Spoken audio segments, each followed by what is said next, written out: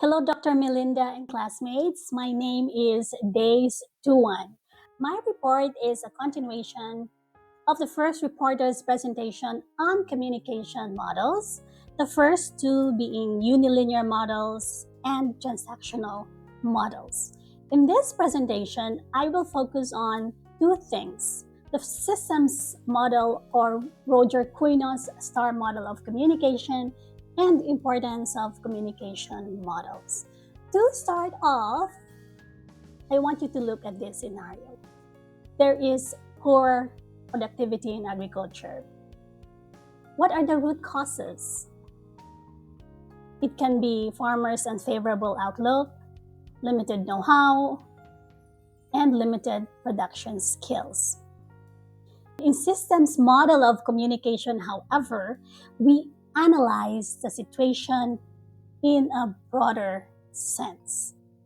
We look at it from the perspective of agricultural development and consider possible contributory factors like agricultural policies, marketing strategies, research and development, financial capability and financial support from the government, agricultural trades and markets, and etc.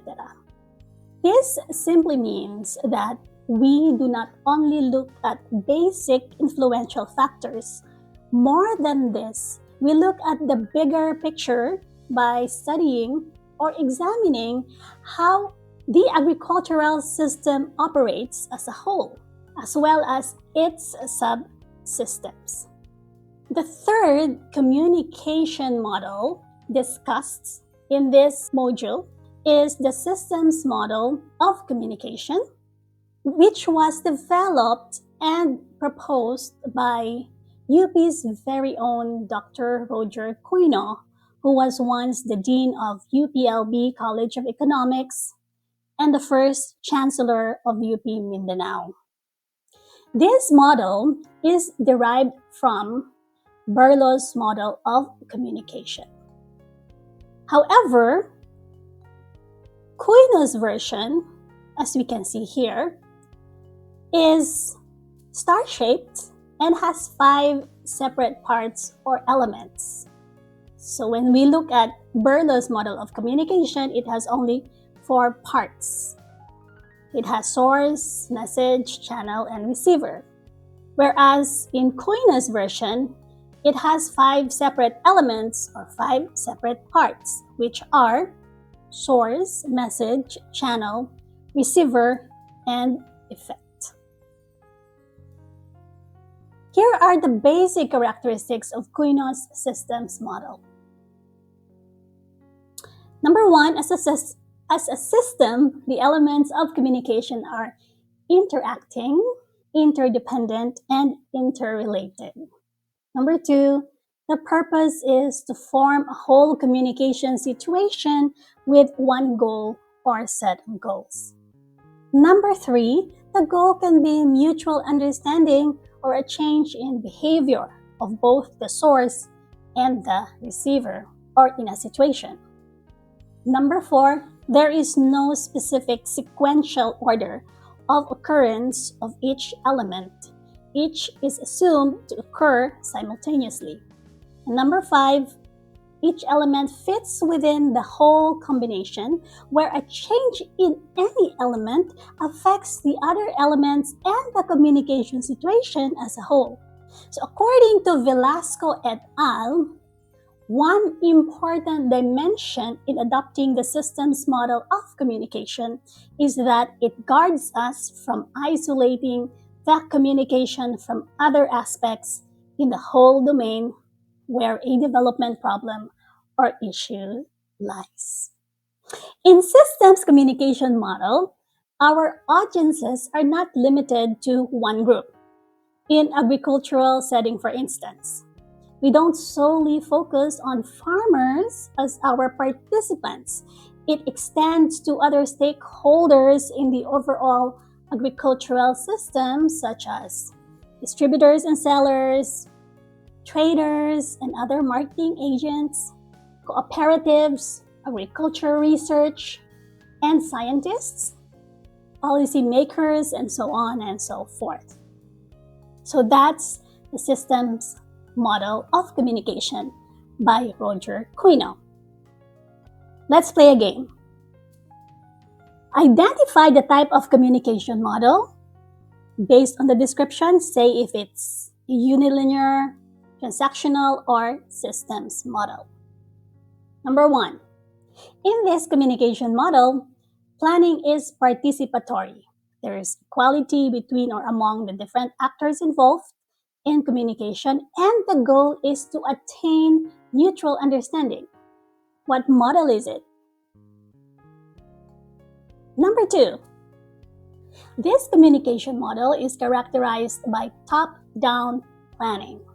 There is dominance of the source over the receiver, and the goal is to change the receiver's behavior. What model is it? And number 3, in this communication model, there are multiple flows of communication. All elements are interacting, interdependent, and interrelated, and the whole is greater than its parts. What model is it? Here are the answers. Did you get all of them right? Congratulations! You learned something from the first 2 presentations. Now, let's move on to the second part of my presentation, the importance of communication models. Having a clear concept of different communication models enables us to plan and implement development programs that align with our target audience and the outcomes we want to achieve. Here is a table showing the type of communication models, assumptions, and characteristics of communication programs or activities. So we have unilinear models. What does it imply, or what are the assumptions? Audiences are mere receivers of messages whose behavior needs to be changed through our communication interventions. So you can take a look at it. Okay, I'll give you time. Number 2, transactional models, and number 3, systems model.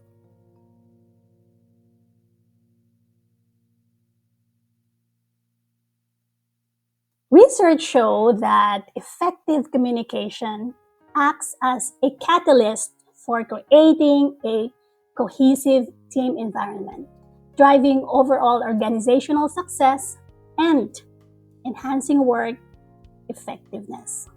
Simply put, knowledge and understanding of communication models is important in development work because they help us deliver more effectively and implement our programs and activities smoothly. Which communication model or strategy to use is an important thing a DEVCOM practitioner must remember from the get-go when planning a development program. Here are my discussion questions. Number 1, in the organization where you belong, which among the 3 communication models presented is predominantly used? Do you think it's effective? Then number 2, based on the 3 communication models discussed, unilinear, transactional, and systems, do you think there is such a thing as the best communication model for all situations, or the so-called one-size-fits-all? Here are my references. Thank you for watching and listening. Again, my name is Days21. See you in my next report. Have a great rest of the day, everyone. Goodbye.